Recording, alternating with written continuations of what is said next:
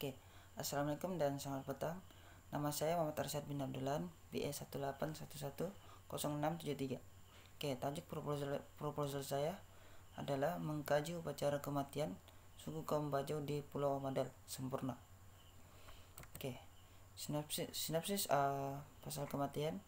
Kematian merupakan krisis hidup yang terakhir dialami oleh seseorang di dunia ini. Boleh disifatkan sebagai krisis yang paling menghibahkan seperti kata Milowski. Kematian boleh berlaku pada bila-bila masa dan di mana-mana saja. Kematian adalah sesuatu yang tidak dapat dipersoalkan atau dielakkan oleh manusia, karena setiap yang hidup akan mati juga apabila sampai ajalnya. Oke, lokasi kajian ini, pengkaji telah memilih Pulau Amadal sebagai lokasi kajian karena pulau ini adalah antara salah satu pulau yang terdapat di daerah sempurna. Oke, permasalahan kajian. Proposal ini coba mengkaji dan menguraikan berdasarkan tajuk mengkaji upacara suku kaum Bajau di daerah sempurna. Antara permasalahan kajian tersebut ialah mengkaji upacara memandikan dan mengapankan mayat dan upacara mengebumikan pakubulan di Pulau Amadal. Kedua, mengkaji selepas pengebumian kenduri arwah dan magjaga-jaga di Pulau Amadal. Oke, sorotan kajian. Sepanjang menjalani penyelidikan, pengkaji telah memilih beberapa buah buku untuk dijadikan sebagai panduan dalam penulisan ilmiah. Melalui buku tersebut, pengkaji mendapat maklumat untuk membantu dalam menjawab adjektif kajian. Buku yang berjudul Orang Bajau Pulau Amadal, hasil kajian Yap Beng Liang. Menurut kajian internet di Lawang Sesawang yang ditulis upacara kematian suku Bajau di Sabah. Oke, pengkaji telah meninjau di tapak kajian untuk menjalankan penyelidikan dan kajian ini. Lokasi kajian yang telah dipilih oleh pengkaji ialah Pulau Amadal sempurna. Oke, kaidah kajian yang dijalankan oleh pengkaji adalah kaidah solidik, pemerhatian, dan kaidah rujukan. Oke, seterusnya fokus kajian. Mengkaji upacara memandikan dan mengapankan mayat. Sebelum mayat dikebumikan, mayat dimandikan terlebih dahulu dengan beberapa jenis air oleh ahli agama. Mula-mula mayat dicebok atau dikeluarkan najisnya. Kerja mencebok khatib dan seorang ahli agama. Oke. Selepas dicebok, mayat akan dimandikan. Di Pulau Amadal kadangkala mayat dimandikan dahulu sebelum dicebok.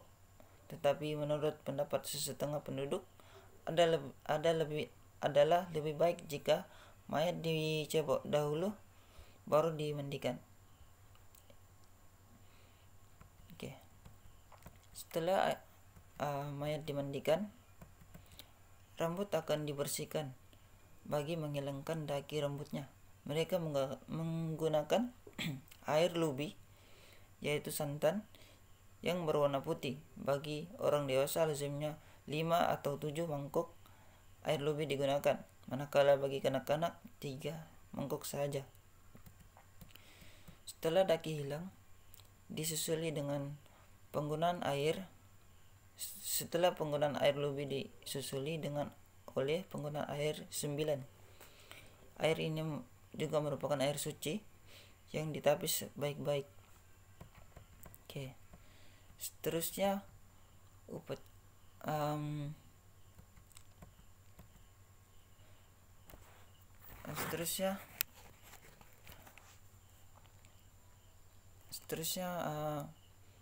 mayat dikafankan sebanyak 2 kali.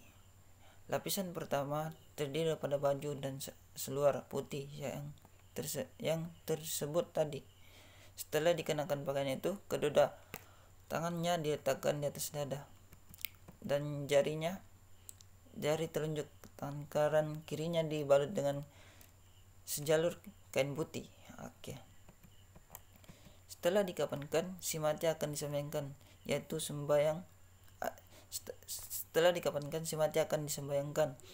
sembahyang mayat selama kira-kira 20 menit dan kadangkala sampai dua kali disembayangkan.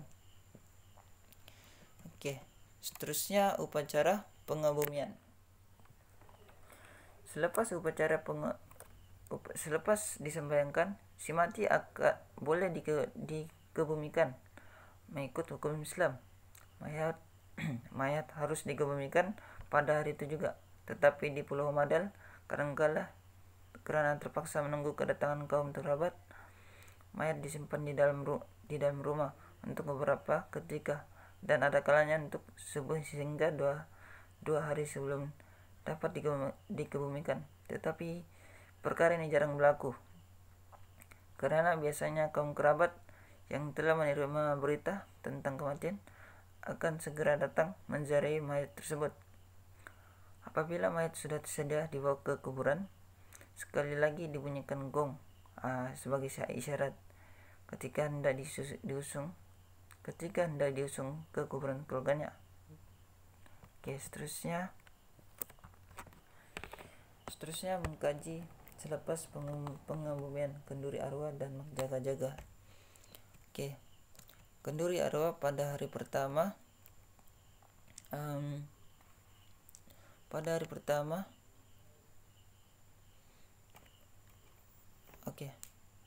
segala pakaian si mati diletakkan berdekatan di bagian kepala tempat tidurnya selama 7 hari berturut-turut.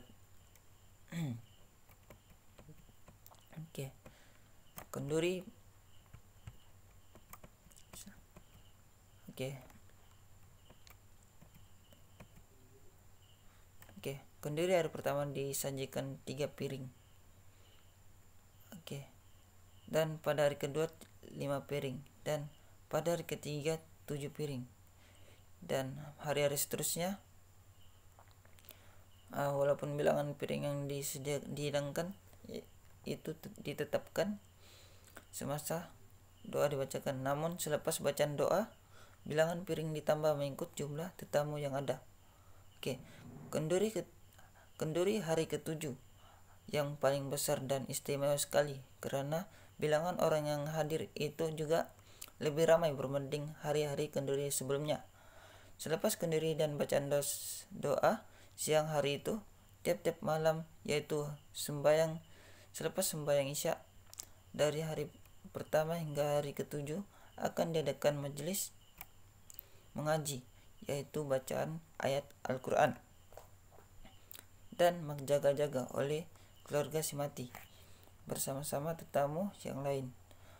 Jaga-jaga maksudnya orang yang terlibat, khususnya ahli agama dan anggota keluarga si mati.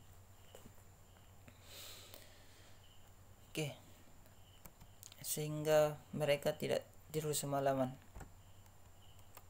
Selepas kenduri 7 hari, mereka akan terus mengadakan kenduri pada hari ke-20. Bahangi 24 dalam bahasa Bajo. Pada hari ke-40 bahangi 40 selepas hari kematian seorang, tetapi bagi yang mampu kenduri arwah masih diadakan pada hari ke-100. Selain itu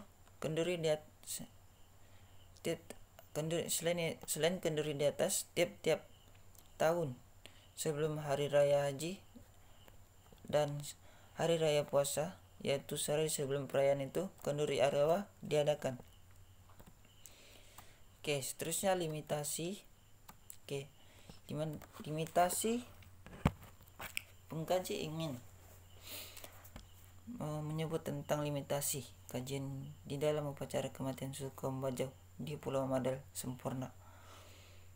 penulis proyek akhir. Antara limitasi kajian yang dihadapi oleh pengkaji dalam meninjau upacara pengebumian suku kaum Bajo sempurna berikut merupakan limitasi pengkaji. Yang pertama, memerlukan penggunaan kos keuangan yang tinggi. Kedua, pengkaji tidak dapat bekerja sama dengan responden yang hendak dikaji. Ketiga, keadaan yang keselamatan yang tidak terjamin karena pengkaji menaiki bot sebagai pengangkutan ke kawasan kajian, menyebabkan pengkaji tidak dapat membuat kerja dengan sepenuhnya. Keempat,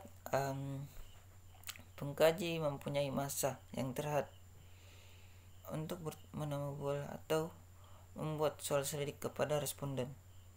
Oke, itu saja sekian daripada saya. Sekian, terima kasih.